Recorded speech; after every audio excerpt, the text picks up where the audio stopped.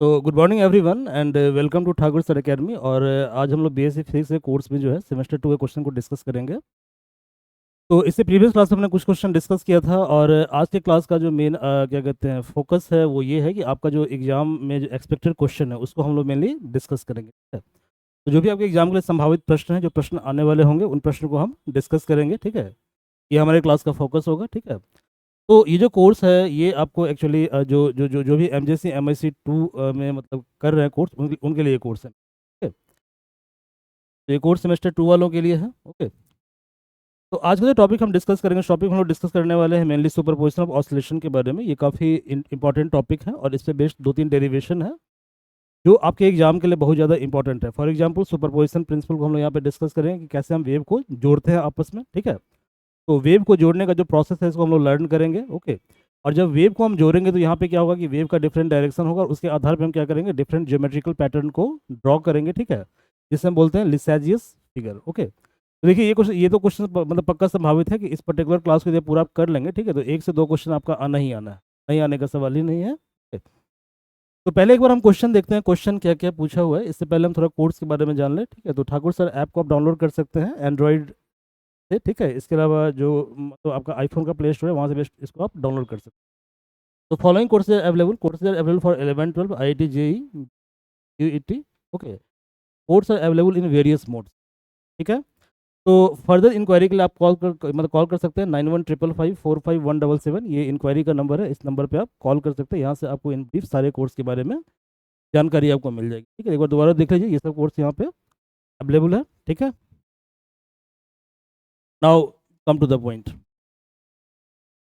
तो जैसे पहला प्रश्न है कि two simple harmonic motion of same frequency, मतलब यहाँ फ्रीक्वेंसी सेम है, ठीक है। फ्रीक्वेंसी क्या है, सेम है, एक ही तरह का फ्रीक्वेंसी है, गुड। तो सेम फ्रीक्वेंसी, ठीक है। ओमेगा क्या है, सेम है, ठीक है, ओमेगा सेम है, ओमेगा को बोलते हैं एंगुलर फ्रीक्वेंसी, ठीक है। बट डिफरिंग इन फेज, दोनों का फेज क्या है, अलग अलग है, ठीक है। तो इसका मतलब ये हुआ कि जैसे मान लीजिए कि एक वेव है y1, ठीक है, इसका वैल्यू है a1 साइन ओमेगा टी, ऐसा कुछ वैल्यू है। और दूसरा वेव है y2, इसका वैल्यू है a2 sine omega T plus delta, ऐसा कुछ है, ठीक है। Getting my point, just wait for a minute, ठीक है। ऐसा कुछ वेव है, इस तरह का दो वेव दिया हुआ है। तो यहाँ पे क्या करेगा कि two simple harmonic motion of same frequency, frequency same है तो क्या है, ओमेगा, देखो ओमेगा सेम है, यहाँ भी ओमेगा है और यहाँ भी ओमेगा है, तो फ्रीक्वेंसी आर सेम, ओके।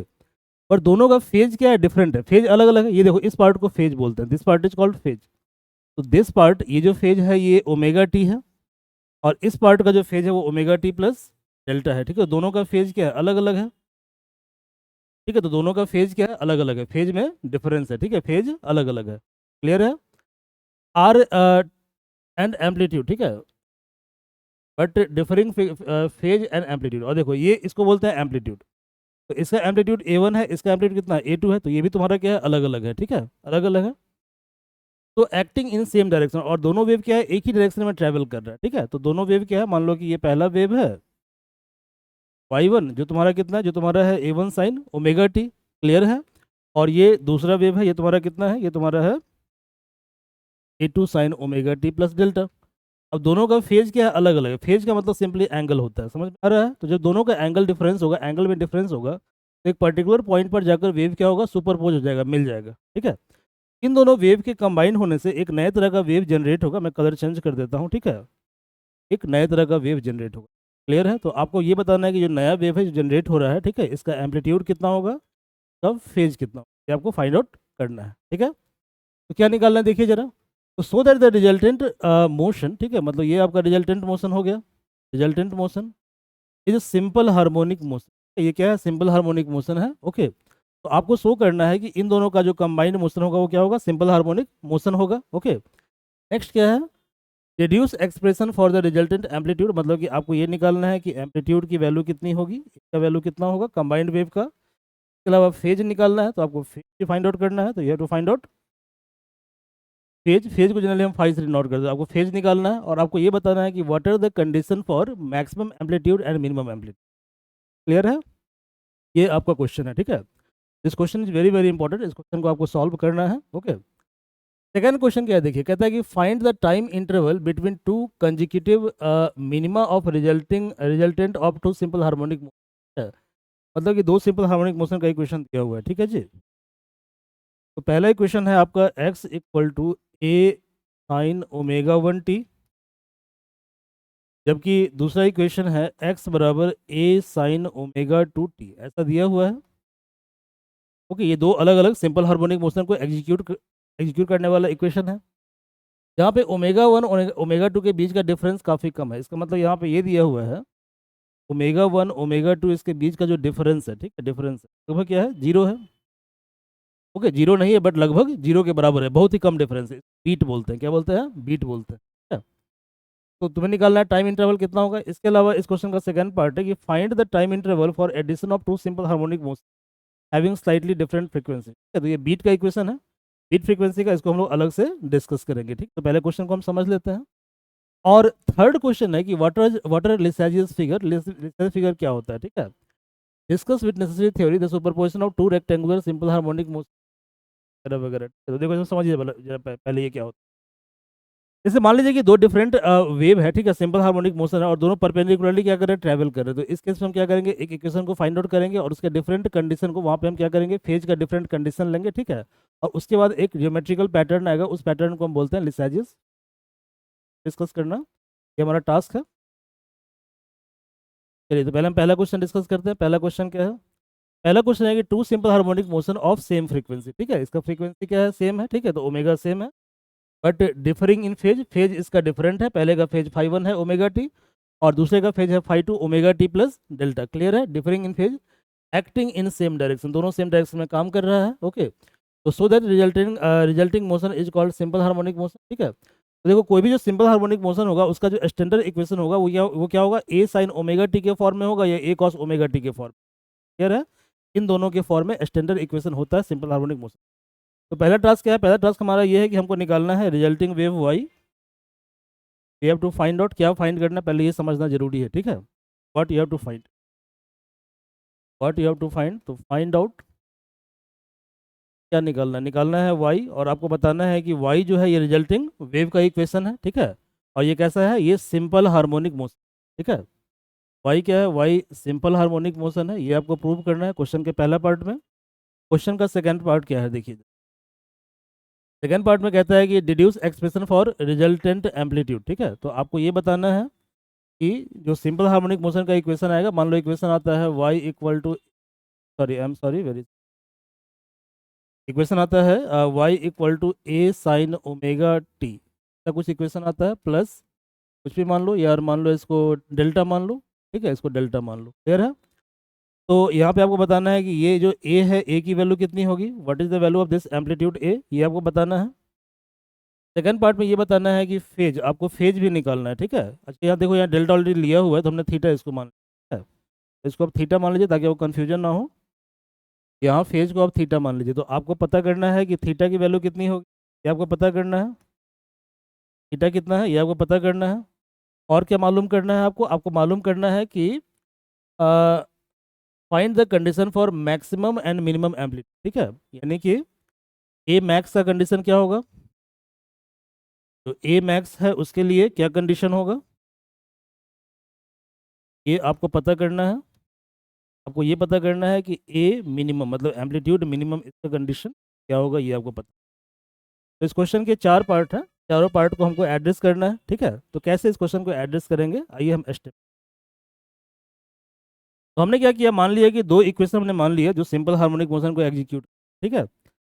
मान लीजिए कि ये पहला वेव है जो सिंपल हार्मोनिक मोशन को एग्जीक्यूट कर रहा है, और इस वेव का जो वैल्यू है वो y1 है, और y1 की वैल्यू है a1 साइन ओमेगा, ठीक है। आई थिंक कोई प्रॉब्लम आपको नहीं होना चाहिए, ठीक है। तो ये पहला वेव है, ओके।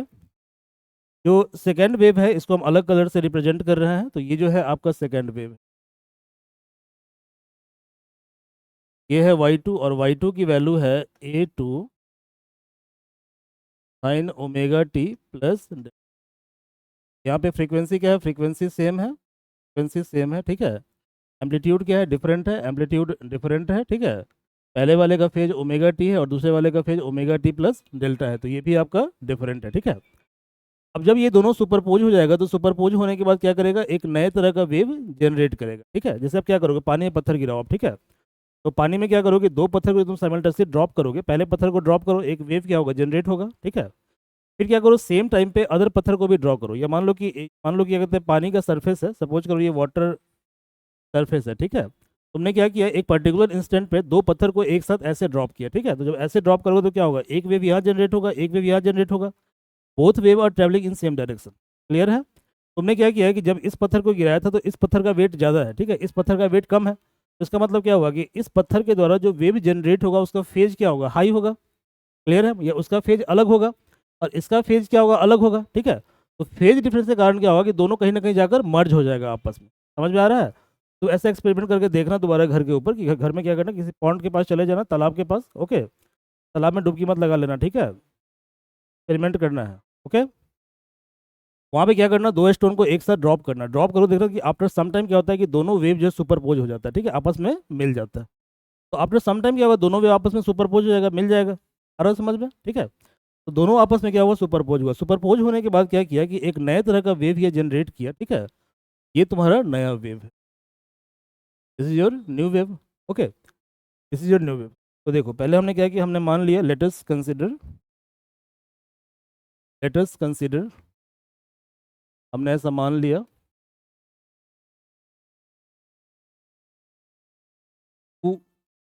Simple harmonic motion. ठीक है, wave y1 equal to a1 sine omega t, equation number first है। ठीक है, और y2 बराबर हमने मान लिया a2 sine omega T plus, I think यहाँ तक आपको कोई प्रॉब्लम नहीं होना चाहिए। इसको हमने मान लिया डेल्टा। ठीक है, एक हमने क्या किया, एक हमने थर्ड वेव इक्वेशन माना। ठीक है, जो इन दोनों को सुपरपोज करने के बाद, सुपरपोज मतलब जोड़ना होता है। ठीक है, तो इन दोनों को सुपरपोज करने के बाद एक थर्ड वेव आता है जिसका वैल्यू कितना, इसका वैल्यू है y equal to a sine omega T plus theta. तो देखो भैया, आप लिख सकते हैं फ्रॉम सुपरपोजिशन प्रिंसिपल।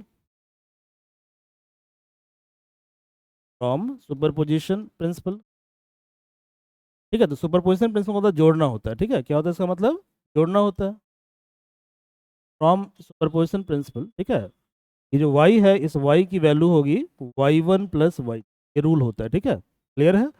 ये आपने वेव में पढ़ा होगा, सिंपल हार्मोनिक मोशन में पढ़ा होगा कि सुपरपोजिशन प्रिंसिपल का मतलब ये होता है। ठीक है, कि यदि डिफरेंट वेव जो है एक पर्टिकुलर पॉइंट से साइमल्टेनियसली पास करते हैं, ठीक है, तो इस केस में जो रिजल्टिंग वेव होता है वो क्या होता है, इंडिविजुअल वेव का सम होता है। ठीक है, यहाँ से क्या है कि इस पर्टिकुलर पॉइंट से, ये जो पॉइंट है, ठीक है, इस पॉइंट से साइमल्टेनियसली पास क्या कर रहा है, y1 पास कर रहा है और y2 पास कर रहा है। क्लियर है, y1 y2 पास कर रहा है, तो इसका मतलब ये हुआ जो तुमको ग्रीन कलर का वेव दिखाई दे रहा है। ठीक है, ये क्या होगा, इन दोनों इंडिविजुअल वेव का सम होगा। ठीक है, क्लियर है।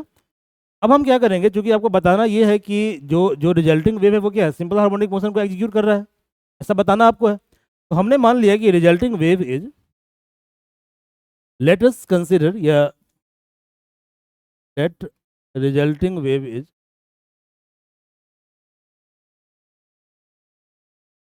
Resulting wave is y equal to a sine omega t plus theta. मान लिया, इसको आप मान लीजिए इक्वेशन नंबर 4। ठीक है, ये देखिए, ये इक्वेशन नंबर थर्ड हो गया, और इसको आप मान लीजिए इक्वेशन नंबर, क्लियर है, इक्वेशन नंबर 4 मान लीजिए। ठीक है, अब यहाँ पर ए जो आपको दिख रहा है वो क्या है, ए आपका रिजल्टिंग वेव का एम्पलीट्यूड है जो आपको फाइंड आउट करना है। थीटा क्या है, थीटा रिजल्टिंग वेव का फेज डिफरेंस है, ये आपको फाइंड आउट करना है। ठीक है, तो आपको थीटा फाइंड आउट करना है, आपको ए फाइंड आउट करना है। ओके, तो from equation first, second and third we can write, from equation first, second and third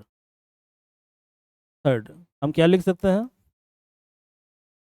तो हम लिख सकते हैं इक्वेशन फर्स्ट, सेकेंड, थर्ड से y equal to y1 plus y2, y equal to y1 plus y2। y1 कितना है बताओ, y1 है a1 sine omega T, y1 तुम्हारा है a1 साइन ओमेगा टी, और y2 कितना है, तो y2 है a2 sine omega t, sine omega T plus, clear है, sine omega T plus delta, ठीक है। अब आप जानते हो कि साइन ए प्लस बी बराबर होता है साइन ए कॉस बी प्लस कॉस ए साइन बी, जानते हो कि नहीं जानते हो बताओ, जानते हो ना जी। चलो मैं लिख देता हूँ कहीं बॉक्स बनाकर, बॉक्स बना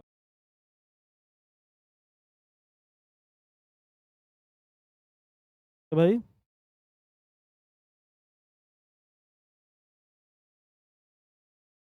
साइन ए प्लस बराबर होता है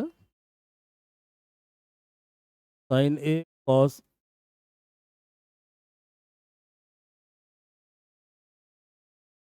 प्लस कॉस ए साइन बी, ऐसा होता है, ये फॉर्मूला होता है, क्लियर है, साइन ए कॉस बी प्लस कॉस ए साइन बी।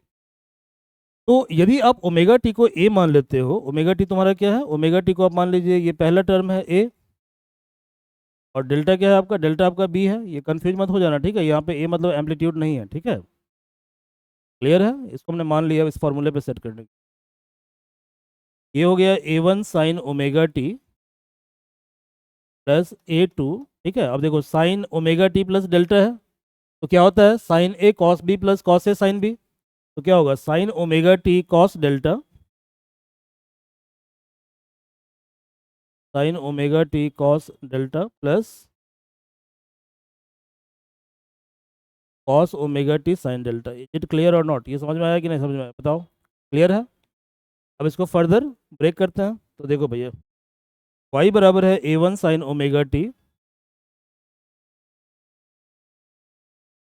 y बराबर है a one sine omega t, ठीक है, a one sine omega T plus A two sine omega t cos delta,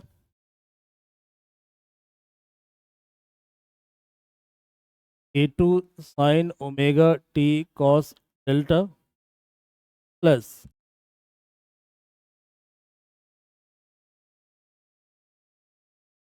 a two cos omega t sine delta. ये clear है भाई, यहाँ तक कोई दिक्कत नहीं है।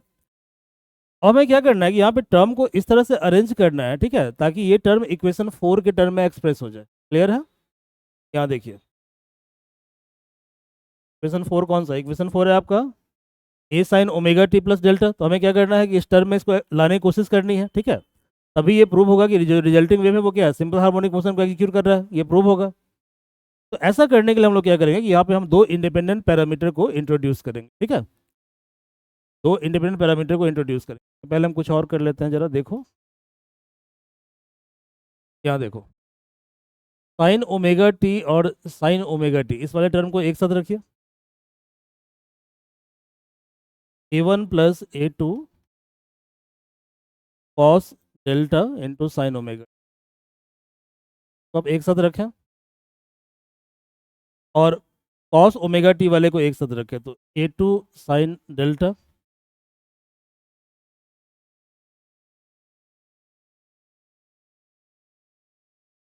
A two sine delta cos omega, ये क्लियर है, कॉस ओमेगा टी। अब देखो हम क्या करेंगे, यहाँ पे दो इंडिपेंडेंट पैरामीटर को इंट्रोड्यूस करें। यहाँ देखो हमने क्या किया, हमने मान लिया कि लेट्स इधर लेट, देखो ये स्टेप काफ़ी महत्वपूर्ण है, तो इस स्टेप को बिल्कुल आपको ध्यान में रखना है, ठीक है। ओके, तो यदि ये स्टेप आपको याद हो गया तो एग्जाम में डेरिवेशन को, ठीक है, सॉल्व करने में प्रॉब्लम आपको नहीं आएगी। गुड, तो let a one plus A two sine delta, sorry cos delta, I am sorry cos delta, equal to हमने मान लिया ए कॉस थीटा। यहाँ पे ए क्या है, ए आपका इंडिपेंडेंट पैरामीटर है, मतलब कि ए एम्पलीट्यूड है रिजल्टिंग वेव का, और थीटा क्या है, इंडिपेंडेंट पैरामीटर है, और थीटा क्या है आपका, थीटा आपका है phase constant of resulting wave, ठीक है, ए कॉस थीटा। ऐसे हमने क्या किया, ए टू साइन डेल्टा, इसको मान लिया हमने ए cos theta, sorry A sine theta, ए को मानना है कॉस थीटा, ए को मानना है साइन थीटा, ठीक है, kindly wait for a minute.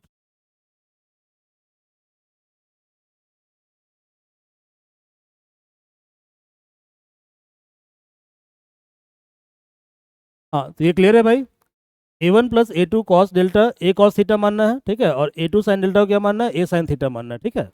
अब इसे क्या करें आप, इसे आप मान लें इक्वेशन नंबर 5 और इसे मान लें आप इक्वेशन नंबर 6। ठीक है 6, एक मिनट ठहरे आप, ठीक है इसको आप मान लीजिए नंबर 6, तो मान लीजिए इक्वेशन नंबर 7, इसे मान लीजिए इक्वेशन नंबर 7 और इसे आप मान लीजिए इक्वेशन नंबर 6। क्लियर है? 5 वेरी सॉरी, 5 6 7। तो from equation 5 6 and 7, from equation 5 6, good, 6 and 7, y बराबर क्या होगा अब वाई बराबर होगा, ठीक है, a1 plus a2 cos delta की जगह हमने लिखा a cos theta, sine omega T पहले से ही है, प्लस a2 साइन डेल्टा की जगह हमने लिखा a sign theta, cos omega T पहले से ही है। ओके, अब यदि यहाँ पे आप a कॉमन ले लोगे तो क्या बचेगा ब्रैकेट में, cos theta sine omega T plus sine theta cos omega T. यदि हमने a कॉमन ले लिया ब्रैकेट के अंदर, यदि हमने a कॉमन ले लिया ब्रैकेट के अंदर, क्या है हमारे पास, cos theta sine omega T plus sine theta cos omega.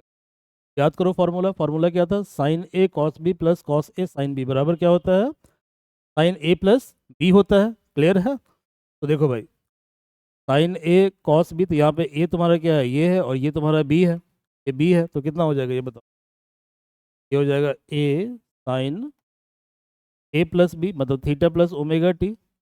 तो आप चाहें तो ऐसा भी लिख सकते हैं ना, क्या लिख सकते हैं इसको आप, तो आप लिख सकते हैं A sine omega T plus theta.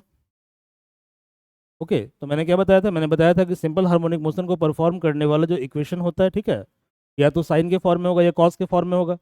ये क्या है, साइन के फॉर्म में है, तो this equation shows that resulting wave is performing simple harmonic motion. ठीक है, दिस इक्वेशन शोज दैट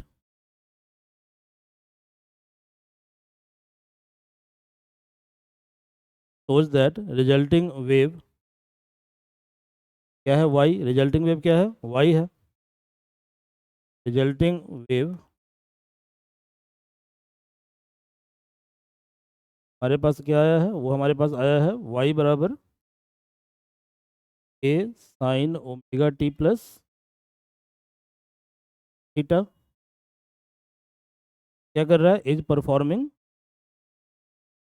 ठीक है, परफॉर्मिंग या एग्जीक्यूटिंग सिंपल हार्मोनिक मोशन। ये आपको प्रूव करना था, तो क्वेश्चन का पहला पार्ट हमने एड्रेस कर दिया। ठीक है, क्वेश्चन का जो पहला पार्ट था वो हमने एड्रेस, यहाँ पे क्या है क्वेश्चन का पहला पार्ट, प्रूव करना है, find out y equal to simple harmonic motion a sine omega T plus delta. ठीक है, नाउ क्वेश्चन का सेकंड पार्ट है कि हमें निकालना है कि ए की वैल्यू कितनी होगी और थीटा की वैल्यू कितनी होगी। क्वेश्चन का सेकंड पार्ट है, क्वेश्चन का सेकंड पार्ट है कि आपको ए और थीटा निकाल, ठीक है भाई, ए और थीटा फाइंड आउट करना है। तो चलो एक काम करते हैं, हमें पहले पहले हम ए निकालते फिर थीटा निकालें। इक्वेशन नंबर 6 में दिया हुआ है कि a1 plus A two cos delta equal to a cos theta, और इक्वेशन 7 में दिया है a2 sine delta equal to A sine theta. ठीक है, तो हम एक काम करते हैं, इक्वेशन 6 और 7 को स्क्वायर करके सम करते हैं। ठीक है, 6 7 को स्क्वायर करते हैं और फिर हम सम करते हैं। देखिए भैया,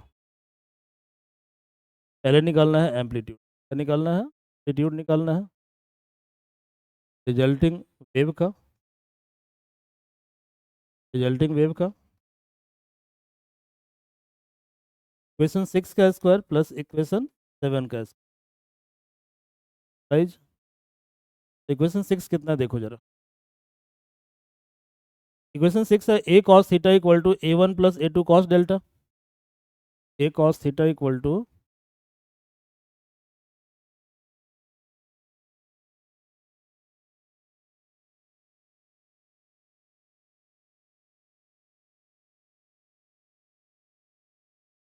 कॉस डेल्टा, इक्वेशन 7 क्या है, ए साइन थीटा, इक्वेशन 7 है A sine theta equal to A2 sine delta,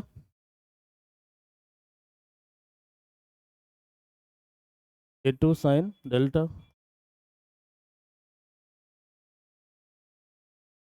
कर दो।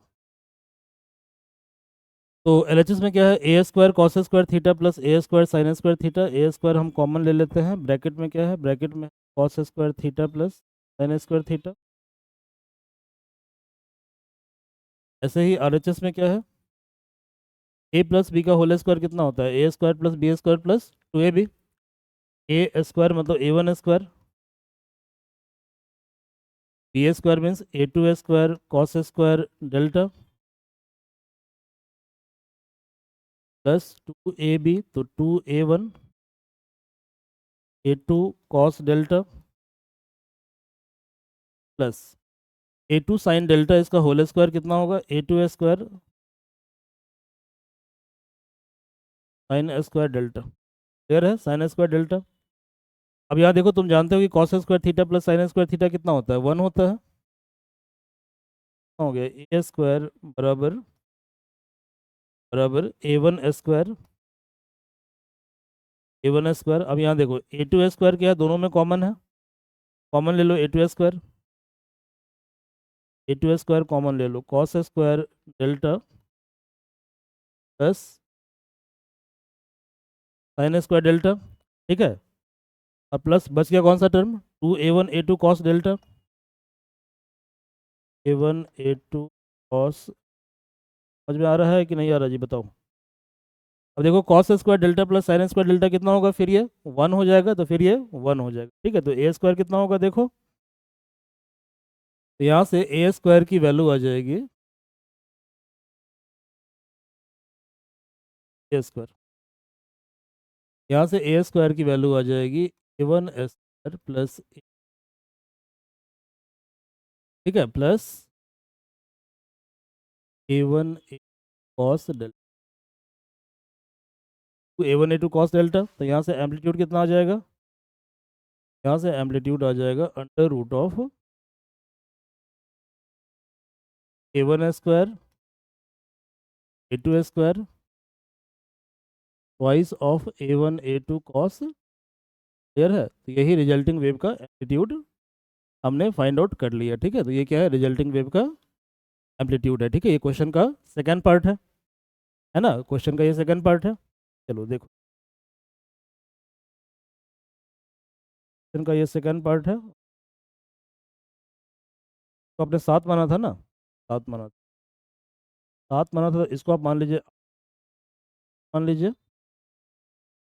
इक्वेशन 8 मानिए, और इसको आप इक्वेशन नंबर 9 मान आगे ठीक है।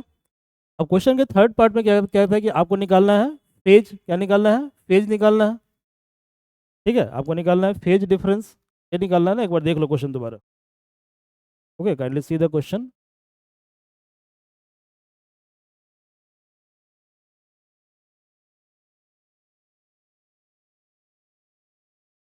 क्वेश्चन देख, कहता है कि two simple harmonic motion of same frequency. ठीक है, फ्रीक्वेंसी क्या है, सेम है दोनों का, तो सेम फ्रीक्वेंसी। ओके, तो same frequency but differing in phase, दोनों का फेज क्या अलग अलग है, और एम्पलीट्यूड भी अलग अलग है, are acting in same direction, दोनों सेम डायरेक्शन में ट्रेवल कर रहा है। तो so that the resulting motion is simple harmonic motion, तो ये पार्ट हमने एड्रेस कर दिया, पहला पार्ट। तो first part has been addressed, ये हमने सॉल्व कर दिया। सेकंड पार्ट कहता है कि deduce expression for resulting amplitude, ये भी हमने निकाल लिया। ठीक है, एंड ये फेज डिफरेंस होगा, फेज नहीं होगा, ये फेज गलत लिखा हुआ है। ठीक है, और समझ में क्या होगा, ये फेज डिफरेंस, ये टाइपिंग मिस्टेक होगा बुक के अंदर। ठीक है, ये बुक के अंदर टाइपिंग मिस्टेक है, फेज डिफरेंस निकालना होता है, फेज निकालना नहीं होता, फेज डिफरेंस होगा। तो सेकंड पार्ट क्या है, फेज डिफरेंस निकालना है, फेज डिफरेंस हम निकाल लेते हैं। फेज डिफरेंस कैसे निकालेंगे फेज डिफरेंस, देखो यहाँ पे इक्वेशन नंबर 6 क्या और 7 क्या है, देखो जरा। इक्वेशन 6 क्या है, इक्वेशन 6 है आपका A cos theta equal to A1 plus A2 cos delta, और A sine theta equal to A2 sine delta. ठीक है, तो इक्वेशन 7/6 हम कर देते हैं। ठीक है, इक्वेशन 7 को हम 6 से डिवाइड कर देते हैं, इक्वेशन 7/6 कर देते हैं। तो हमें निकालना है फेज कौन सा, निकालना है फेज कौन सा, क्वेश्चन का सेकंड पार्ट है। Sorry phase difference, I am sorry, phase difference.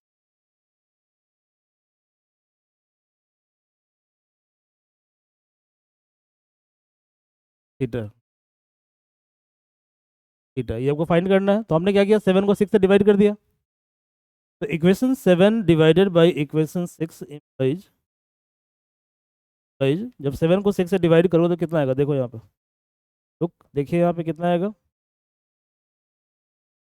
A sine theta by A cos theta, A tan theta, A tan theta equal to A sine theta by A cos theta, A cancel हो गया, tan theta, tan theta equal to कितना आएगा, A two sine delta by A one plus A two cos delta, A sine theta by A cos theta, A tan theta by sorry A sine theta by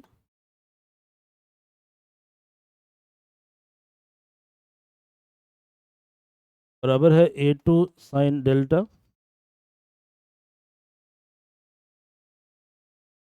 by A one plus A two cos, ठीक है भाई। A cancel out हो गया, sine theta by cos theta कितना होगा, tan theta होगा, tan theta कितना हो गया, therefore tan theta equal to हो गया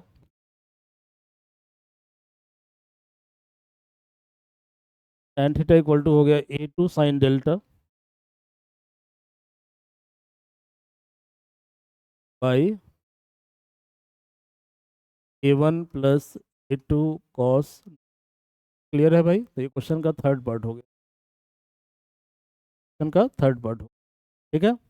अब क्वेश्चन का फोर्थ पार्ट क्या आपको निकालना है, एम्पलीट्यूड मैक्स,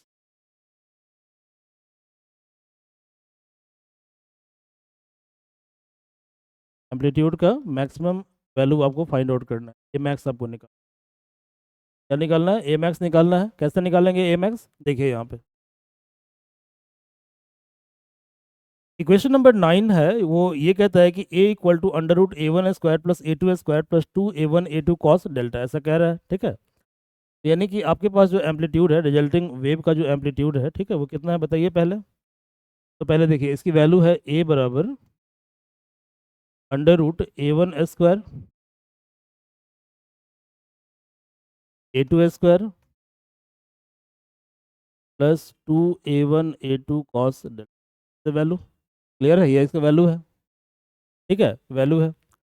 तो यदि हम कॉस डेल्टा को मैक्सिमम कर देंगे, ठीक है, मतलब इसकी वैल्यू मैक्सिमम ले लेंगे, ठीक है, तो क्या होगा, ए आपका मैक्सिमम हो जाएगा। तो for a to be max cos delta should be maximum. Clear है, ऐसा हमने क्यों किया, ऐसा हमने इसीलिए किया क्योंकि यहाँ पे देखो, यहाँ पे ए वन ए टू क्या है, कॉन्स्टेंट है, a one A to constant है, बट ये जो एम्पलीट्यूड है ये वेरिएबल है, ठीक है, और ये वेरी कर रहा है थीटा के साथ। क्लियर है, it is varying with this term theta. Clear है, तो जब कॉस थीटा बढ़ेगा तो क्या होगा, एम्पलीट्यूड बढ़ेगा, कॉस थीटा घटेगा तो क्या होगा, एम्पलीट्यूड घटेगा, because this two are variable, ठीक है, rest term are constant, A one A two are constant. Clear है, only A and cos delta are variable. Okay, तो कॉस डेल्टा का जो मैक्सिमम वैल्यू होता है कितना होता है, प्लस वन होता है, ठीक है, प्लस वन होता है। देखो भैया for a max cos delta का हम मैक्सिमम वैल्यू लेंगे, ठीक है भैया, कॉस डेल्टा का मैक्सिमम वैल्यू लेंगे। तो कॉस डेल्टा का जो मैक्सिमम वैल्यू होता है कितना होता है बताइए, प्लस वन, और मिनिमम वैल्यू कितना होता है, minus one. Cos theta varies from minus one to plus one. Clear है, minus one to plus one.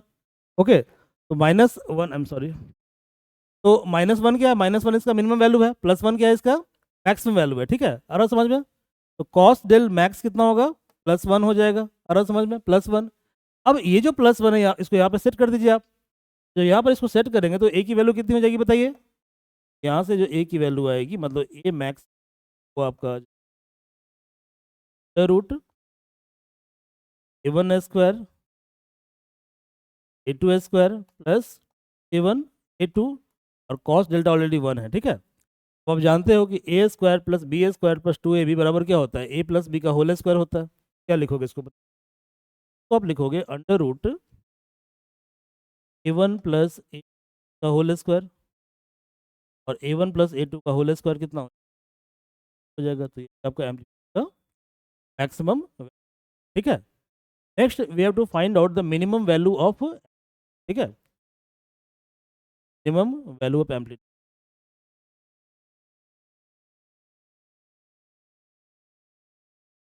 We have to find out the amplitude come minimum. देखो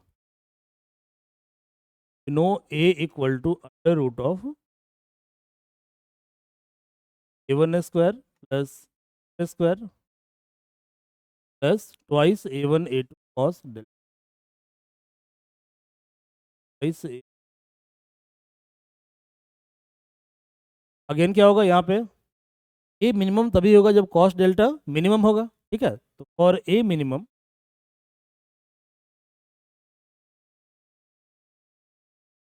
और A cos delta should be cos delta का minimum value minus होता है -1। अब put कर दीजिए यहाँ से ए रूट ऑफ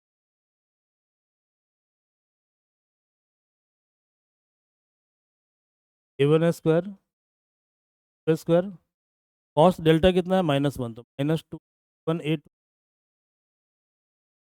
ये हो जाएगा A1 माइनस A2 का whole square. A1 minus A2 का होल स्क्वायर, ठीक है। और रूट क्या हुआ, कैंसिल हो गया, कितना बच गया, 1 माइनस A2 की वैल्यू आपको दिख रहा है, ये क्या है, ये आपका आ गया होगा, क्लियर है। ठीक है, तो हमने पांचों पार्ट क्या किया, एड्रेस कर दिया। तो इस तरह से क्वेश्चन को आपको सॉल्व करना है। पहले क्या करना है, क्वेश्चन के हर एक स्टेप, क्वेश्चन के अंदर कितने कहते हैं, मतलब क्वेश्चन में कितने क्वेश्चन छिपे हुए हैं, कितने क्वेश्चन हिडन है, ठीक है। और हर एक क्वेश्चन क्या करना है, पार्ट बाय पार्ट एड्रेस करना है। You will address every part of the question, ठीक है, तो you will get full marks, otherwise you will get part marks, ठीक है, पार्ट वाइज मार्क्स। चलिए, तो आपको आ गया होगा क्वेश्चन, बोला तो हम लोग कल करेंगे डिस्कस का topic, water Lissajous figure and with condition. देखो इस क्वेश्चन को करने के लिए हमें चाहिए तकरीबन वही हाफ आवर चाहिए। तो लिसाइज फिगर हम लोग अगले क्लास में डिस्कस करें। आज हम लोग यही डिस्कस करते हैं, नेक्स्ट क्लास में हम लोग वीडियो में इसको पर दोबारा क्वेश्चन को हमने सारे पार्ट को एड्रेस। तो क्वेश्चन क्या है, क्वेश्चन है कि two simple harmonic motion of same spring in direction direction particle, तो that resulting motion is simple harmonic. तो ये हमने प्रूव कर दिया कि मोशन क्या है, सिंपल हार्मोनिक है, ये हो गया। Reduce expression for resulting amplitude, ये भी हमने निकाल लिया। फेज का फॉर्मूला भी हमने निकाल लिया। Find the condition for maximum and minimum, हमने फाइंड आउट कर लिया। आई थिंक क्वेश्चन का पांचों पार्ट आपका एड्रेस हो गया। फिर क्लास में want to subscribe the full course is given, क्या हुआ है कॉल कर सकते, और